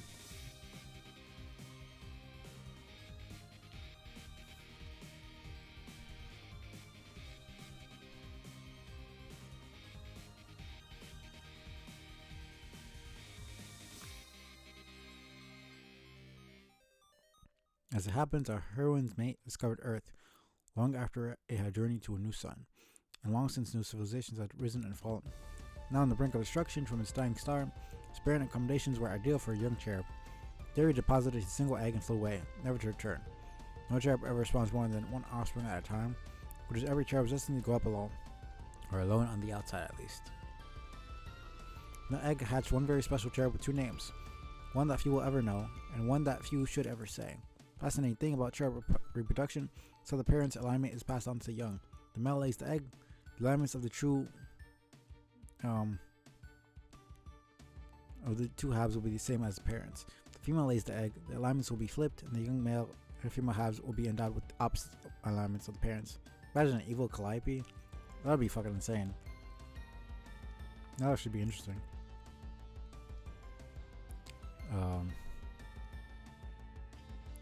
Helps the line of parents. Such, the male half took after his father. Perhaps the son even exceeded him in violent tendencies. It's hard to imagine there has ever been a cherub more willfully destructive or stubbornly dedicated to conquest than the monstrosity he would grow up to become. Fucking Gamzee. Due to his indomitable nature, I believe victory over his sister was a foregone conclusion. Bearing a highly improbable glitch in causality, it would be almost impossible for her to predominate over someone like him. And even so, he didn't have the patience to wait. Unfortunately for everyone to ever exist, he discovered a way to predominate early. Yet it was not this act alone that would prove ominous, so much as the means through which it was achieved. He was allowed to become the solo player of a game which his kind was never meant to play. So it is with the predomination of her son that our heroine's story ends, and the story of our villain begins. So the reason he became all-powerful in the first place was because of Spurb, which allowed him to go to Sky, all that, well, not Sky, but like have access to that stuff. Or else, I mean, he'll still be pretty powerful, but he'll be killable. Hey, Mina, where are you going? Taking a gaper break. God, the story isn't over yet. This is actually pretty interesting. This is referring to PETA, attracting for the first time, but girl, your stories never end. My bladder can't even deal. Just keep talking while I'm gone. No, that's okay. We can wait. I already heard the damn story though. Not all of it. Clever fuck, can't you just keep yapping about snake sex while I hit the little grubs room already? I'm afraid not. Everyone wants to listen to the full story. Oh my fucking god. Really I turned evil, aren't you? I'd be proud except for how terrible and boring the actual consequences are for me personally. In fact, Hussy clearly already had plans for Arania to turn. Which is hilarious just reading this. Wait, does that mean when you're a ghost you still have to pee? None of your business, blue kid. That's so weird. Am I the only one who thinks that's weird? No, John. It's definitely pretty weird that ghosts have to pee. You get used to life as a ghost pretty fast, though. So it's essentially not really ghosts. They're just not, like, they still have physical bodies, but, like, I mean, the afterlife is just clearly just another plane of existence. But they still just have a physical body. I mean, something's gone from them, whether you want to call it a soul or whatever, which is why their eyes are white, I'm assuming. Unless he kind of didn't really go too far deep into shit. And he criticizes his own writing points.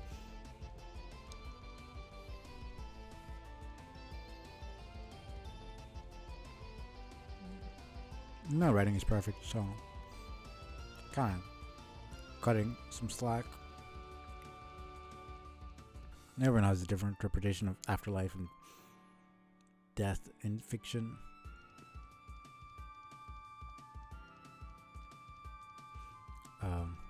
But weren't you already pretty used to peeing when you were alive? Yeah, that's kind of why you get used to it pretty fast, dummy. I mean, but like, you still have a physical body, so it's not like you would get used to being ghost pretty fast. Like, you just never transition. Like, getting used to something mean you didn't do it before and then you acclimated to it, but you already had a physical body, so there's nothing to get fucking used to. You're dead, but you have a body. Like, it's really not a complicated situation. Like, not a complicated concept. She's wording it wrong.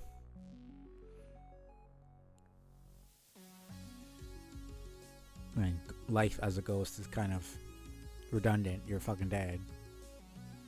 I mean, it's not redundant. It's fucking contradictory. Existence as a ghost, I guess. This is kind of a stupid conversation. Can we hear more about the snakes and whatnot? It was a pretty cool story. Yes. As soon as Nina returns from a visit to the load gaper. Holy mackerel, can you shitfucks just enjoy your space lizard porn while I take a fucking piss? Oh, man. I think we can all stand to take a brief intermission from the story regardless. Let all these intriguing facts from the sheriff sink in. You need intermissions. What is with your intermissions? They ain't even intermissions most of the time. They're just an excuse to tell another dumb story inside a longer dumb story. Yes, Mina, you are correct. And reservations are noted. However, would it change your mind if I were to propose not an intermission, but an interfishing? Fine. I steal the interfishing thing you said, because of fish. BRB, you scrubs. Alright. Guess I'm pausing this. Begin interfishing.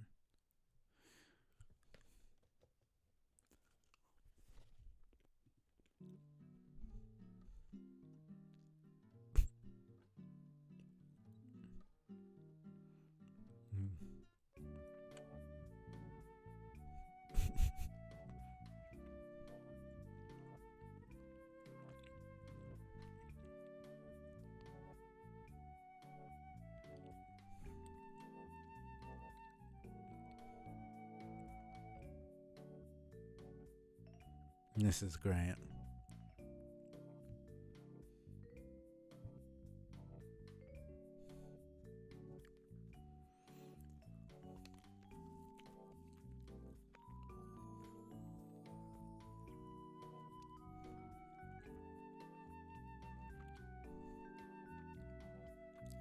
Eye patch guy fell the fuck down. Like captor, I guess. So, what are we doing here? I see. Okay, thanks, bye.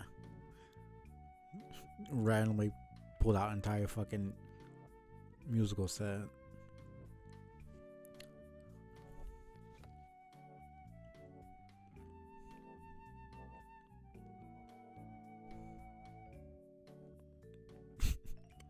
This is so dumb.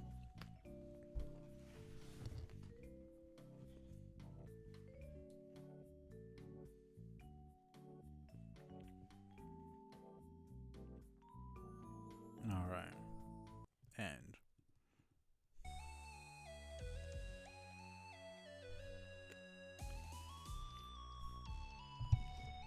Anyway, where was I? The heroine's story ends and the villain's story begins? I think. Yes, that's right. It is with the predomination of her son that our heroine's story ends and the story of our villain begins. As we all know, beginnings are not always so easy to pinpoint in Paradox Space. One could say his story began the day he claimed immortality, or the moment his being was inexplicably confined to a juju, allowing him to access any realm in which his vessel would capriciously materialize. For the sake of linearity, we may as well say his story began the day he and his sister hatched. In sharp hatches, the two undeveloped personalities mingle together in the same body. There's not yet a clear division of the two between the two. It will then consume the eggshell for the vital nutrients it contains. The sugary snack is irresistible to the starving wiggler. Once it finishes its first meal, the two personalities will pull apart for good, and the child will pupate. The two halves then begin vacillating with their sleep cycles as I described. As you might expect, the female child was as cheerful and friendly as could be. She took after her mother in every way, at least the way her mother used to be, long before she was hardened by centuries of isolation and obsessive pursuit of justice. Someone made a giant green skull monster look cute. And just as a little surprise, the male child was an insufferable brat.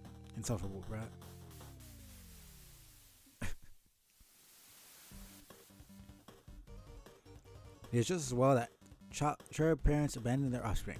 Raising such a child by the familial standards of any race would be a monumental challenge. So that's how. I honestly completely forgot about most of this. Like, I remember some of this, but like, it's been like a year and a half since I last read Homestuck, so a lot of these finer details kind of escaped me. Granted, it's a really convoluted, complicated, dense mess, so it's not. I don't think anybody has memorized all the details. Nevertheless, it would seem there was those who tried. Details in my research suggest our villain had a number of acolytes operating in the shadows, preparing for his arrival. We'll probably never know who these scurrilous conspirators were, but it's evident that at some point the cherub was locked in a room, either out of exasperation or for its own good, until it was old enough to enter the session. The children were left with everything a young cherub could ever want: meat, candy, computers, a lifetime supply of special stardust, and of course the precious jujus. The acolytes clearly had gone to great lengths to harvest such items from all over the cosmos, so they could lavish their young master with gifts. They may have been prisoners, yes. If you ask me, these children were very spoiled. While the female was preparing for a collaborative approach to the game, the male was plotting furiously against her. He never had any intention of working with her. As far as he was concerned, the game was his and his alone to conquer. One day, he put his plan into motion. He had his sister's dream self assassinated on Prospect. The next time she went to sleep, she would never wake up again. When her brother woke up, he became the sole occupant of the body. He then freed himself from his chains and launched the session by himself. But this game was never meant to be played solo. Its format is inherently cooperative. The diversity of players, the combination of their efforts and aspects, this is what awakens the true creative potential of the game. Without them, a session will wither and die. If one enters alone, it completely alters the nature of the game, changes its purpose. For a solo player, a challenging quest becomes an insurmountable one. Whatever infinite promise becomes a boon far more sinister. The gauntlet which the player must overcome is seemingly designed to be impossible. And, for all intents and purposes, it is actually not a game at all. It's not actually a game at all. It's a death sentence for any player foolish enough to accept the challenge. It bears repeating, this is a very special cherub. He entered what is called a dead session. This qualifies as both a null and void session, but is even less than either of those. Compared to a typical session, it is almost unrecognizable. Before the game begins, the sky is blotted out with a dark layer of clouds. Its light is extinguished for good. There's no planet waiting for the player in the medium, so instead he brought it with him. Land of nothing and nothing. But when he arrived, there was no heroic journey for him to embark on. There was nothing. No sprite, no consorts, no underlings. The land had no name. And so, those things all needed to be unlocked. To unlock his true quest, he was forced to undergo a series of excruciatingly tedious trials. Only then would the way to the planet's core be revealed. There, he would consult with the planet's the most monstrous denizen of all. And while such trials might discourage most players from even trying, Villain's response was quite the contrary. He was only emboldened by the mind-numbing chores. He took them with gusto, as if performing them out of spite. With perseverance, he found the final door and unlocked it. Waiting for him on the other side was a terrible creature named Yaldabaoth. His innocence would allow him a brief audience, one just long enough for him to make the choice.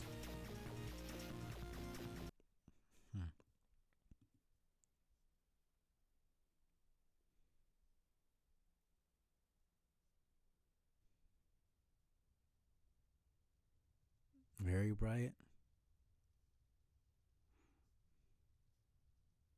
Alright. Well, it's like a gigantic snake worm thing with the face of a lion. Like multiple eyes and stuff. No denizen has ever been mistaken for a pleasant company, but the self-proclaimed god of all monsters is notoriously inhospitable to his players. Let me see. Hold the bells. Most of them are Greek mythology, but this one I don't really know.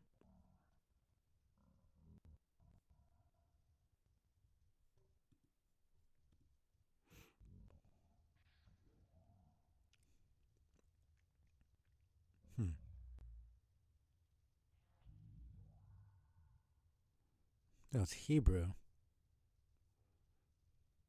So it's essentially just a demon. A very, very powerful demon. Just entity.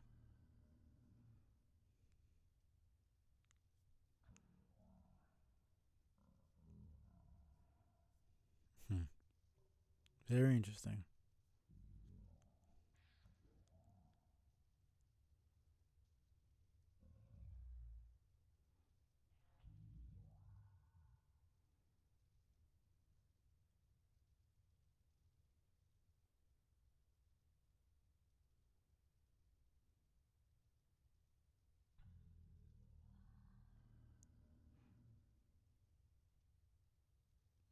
This is very interesting.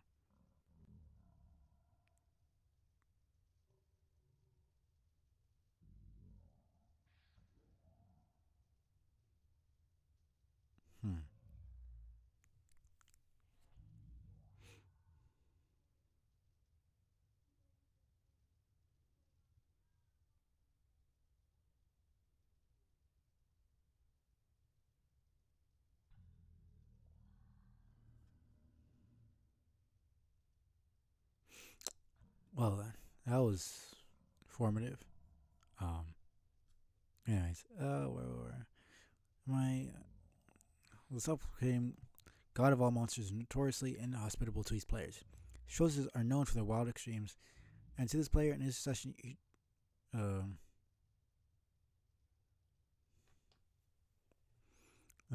this session, he offered his most extreme choice of all. It was a choice between a path of conquest and a path of sacrifice. This is putting it lightly. In a tongue only his player could understand, he described what the path of the martyr entailed. In short, it involved nothing.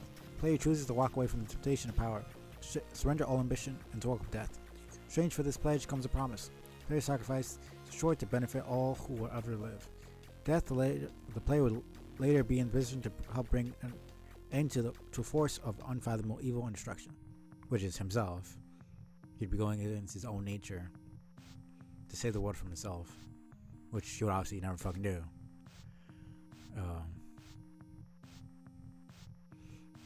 A force which was unleashed, for instance, by someone who once opted for the other choice. Yaldabaoth then described what it meant to choose the path of the conqueror. It's a path for a more active player, to be sure. The player's mettle as a conquering force would be tested directly and repeatedly. One by one, he would have to conquer and destroy a number of planets spawned for him in the session. Each would be more difficult than the last. By destroying them all, his true land would become unlocked. He then turned to face his denizen again, defeat him in combat. If successful, his reward would be unprecedented. Receive the boon of unconditional immortality, where resurrection would not be linked to the just or heroic nature of death. It's unclear how this boon would be awarded, since to my knowledge it is beyond even the ability of a denizen to allow this. But through whatever mechanism the boon is bestowed, immortality is only the beginning. The player is somehow also imbued with a limitless supply of power, allowed to destroy anything he wanted, for as long as he wanted. Knowing the villain of a story, anything he wanted would be everything, as long as he wanted to be forever. Yes, knowing our villain, the choice he would make is quite clear. Knowing him, in fact, proves it could hardly be considered a choice at all. It's like, sacrifice yourself and save the entire world, or fucking destroy it. It's like, yeah. You clearly don't know who you're talking to. Like, at all. So at this point, the real game would begin. The sky would undergo a dramatic transformation, becoming even darker and heavier.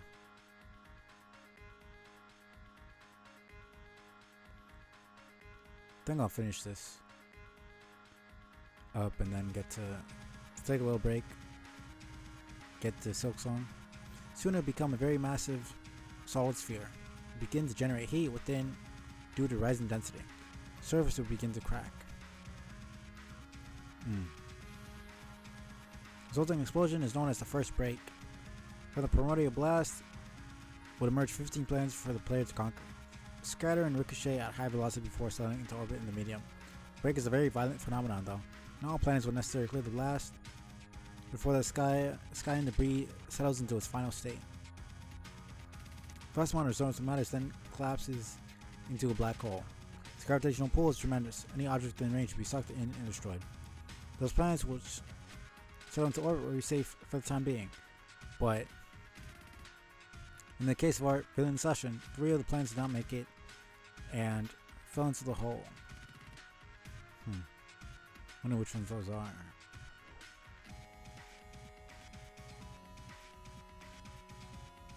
So is that why he has an uneven amount of minions? Because those 3, because he needs to conquer the planets to get the minions, and we never see those, I don't think. Planets will set in orbit, safe for the time being. In the case of our villain session, 3 of the planets did not make it and fell into the black hole. This was a very lucky break for him. It meant that he would only have to conquer 12 planets instead. This barely good fortune could have very well been the difference which allowed him to overcome a nearly impossible challenge. His task was to destroy all these planets in order, each within a time allowance that gets shorter with every planet. To destroy a planet, first it must be conquered. You have to overcome all forces of resistance on the planet, and ultimately defeat whatever powerful underling ruled there. Then, much like he did to unlock the quest in the first place, you have to travel to the planet's core. There he would retrieve a bomb and return to the surface. If he did not complete this in time, the bomb would detonate in the core and the game would be lost automatically. The bomb is not powerful enough to destroy the planet alone. In fact, its purpose is not to damage the planet at all, but to move it. So he must bring it to a designated location on the surface. He must bring it to a designated location on the surface. When it explodes, the planet will be knocked out of orbit and sucked into the hole. Of course, he must make sure he has moved on to the next planet before this happens. He repeats this process for each planet until they are all gone. There's one caveat though. He must skip the 8th planet. If he sinks that one before any of the others, it will result in the destruction of the entire session. Thus, it must be the final planet he conquers. While destroying the 8th planet, his true land will reveal itself. The 8th planet will come to life, and there he must prepare for battle with his denizen. He may sharpen his combat skills, craft new weaponry, anything he can do to improve his chances against a very powerful endgame foe. Fortunately for him, he will not have to face the monster alone, and then he will have accumulated a party of loyal minions. Each planet he destroys, he will be awarded a new leprechaun follower. Even if the planet was destroyed in the break, he will still be awarded that planet's leprechaun upon destroying the planet preceding it. Guess I'll have to look back and see how many there are.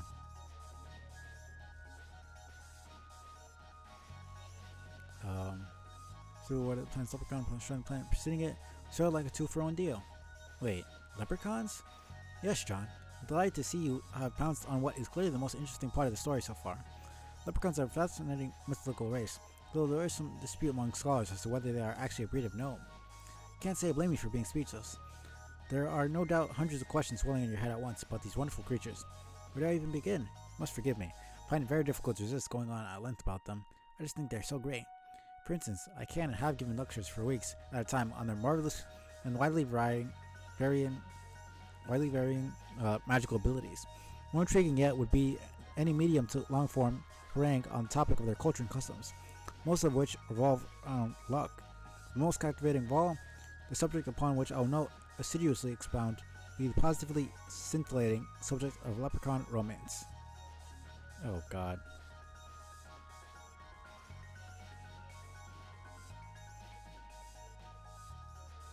It's not that long, but Jesus. Problem is that when the subject of leprechaun romance is broached, our overly obsessive troll intellects instantly assume the most ingratiating posture of admiration imaginable, which makes it hard to give it proper academic focus, because of how great it is. But we'll have to do our best to understand regardless. Trolls have only 4 forms of romance, and though consider it a complicated subject, spanning a wide range of emotions, social conventions, and implications for reproduction, it is ultimately a superficial slice of what leprechauns consider the full-body romantic experience. The concept of romance, in spite of its capacity to fill our art and literature and to rule our individual destinies like little else, is still just that, single quaternary concept usually denoted by 4 symbols. Leprechaun romance is more complicated than that. Leprechaun romance needs 9 symbols. The 9 quadrants, it's not really a quadrant at that point anymore. Quadrant denotes 4. But whatever. 9 quadrants of leprechaun romance are considerably more nuanced than our quaint notions of romance, and certainly more alien. In fact, so conditioned is my own understanding of romance that I can't help but refer to them as quadrants, when in fact they're not quadrants at all. They're referred to as charms. Glad she said that. One of the charms is characterized by romantic love, as understood by both trolls and humans. After that, all bets are off. There's no division between black or red, concupiscent, or conciliatory. So the charms comprise a spectral continuum, more subtly varying types of relationships, most of which are establishing mutual chicanery, such as the exchange of pranks, coy riddles, slapstick shenanigans, and games of chance. Furthermore, a pair of leprechauns is not limited to a single charm. Relationship may be defined by multiple charms at once. In fact, some of the most interesting relationships rise from exotic charm combinations. Say relationship consisting of 3 or more charms is called a trove. These advanced relationships are often viewed as the ideal end result for a romance, much the way certain pairing rituals are for humans. No charm is specifically tied to a procreation, though any type of relationship could begin waxing concupiscent if Lady Luck should so decide. Certain charm combinations are known to be more conducive to fertility than others. If the leprechaun pair has been so blessed, they'll begin an elaborate coupling procedure culminating in a lively mating jig. The jigs are specific to the charms, of course, similar to how different kinds of music lend themselves to various styles of dance. While their romance is endlessly captivating, leprechaun reproduction may be the most interesting subject of all, particularly from a perspective of detailed anatomical study, which I'll get to shortly. First, it bears pointing out that while for humans reproductive relationships are exclusively heterosexual, and for trolls they are bisexual, for leprechauns they... Wow, what a story! But wasn't that story great, everyone? Wow! She's just like, shut your fucking mouth. I don't care. We're done here. You liked it that much, Vriska? Hell yeah. Oh my god. That leprechaun stuff, so good. Right, guys? Wow. Well, I would be happy to continue then if you mind, Fang. I told you how great it's been to get to know each other and team up on adventures and stuff. I really feel like you've helped me get in touch with my ancestral roots. Lily is a kick-ass storyteller. She's such a manipulative bitch, man. Granted, I don't want to hear it. I was slightly curious, but I'd rather the fucking continuing the Caliborn story. But granted, I'm not hearing her talk, I'm reading it out. Which is honestly, I feel like that'd probably be worse.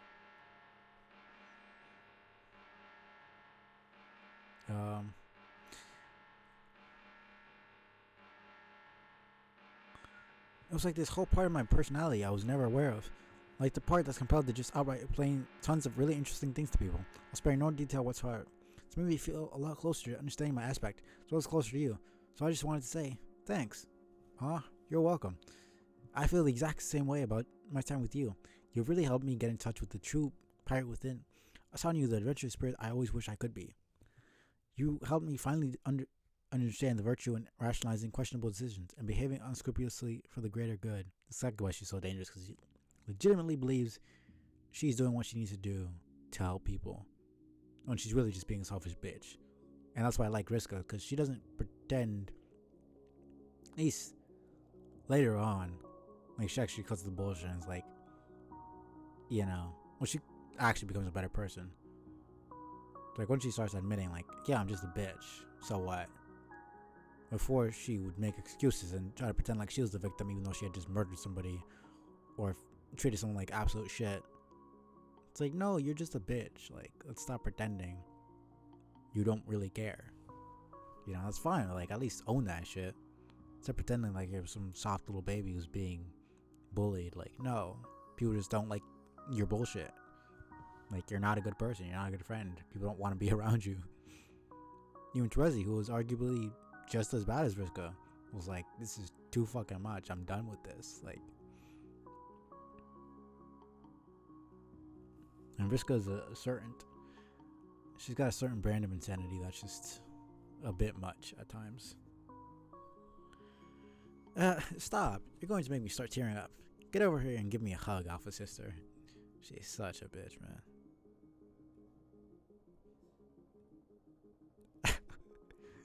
She's... God, they're such assholes, man.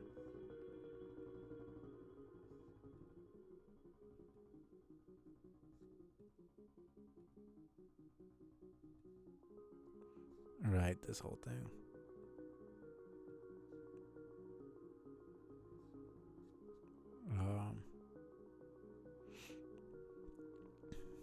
Right. 231. Oh my god. I think I'll finish here.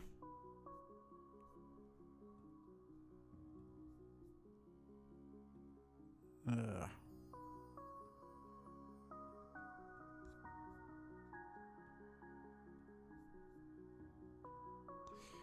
Yeah, no, this is too much. Okay.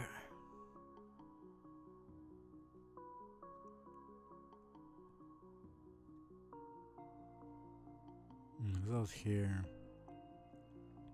What was that? 80, like 90, almost 100 pages. I think that's good enough.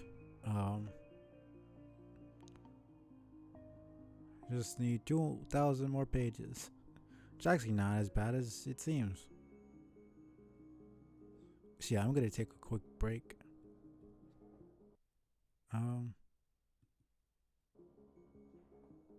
Guess I could. No, I'll keep the Homestuck music for Homestuck.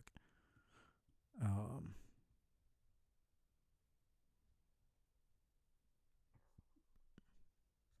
so let's go to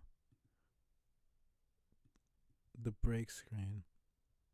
Oh, let me first off take that off. See, I'll take like a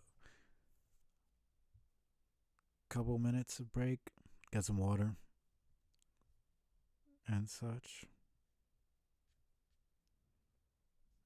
and then oops there.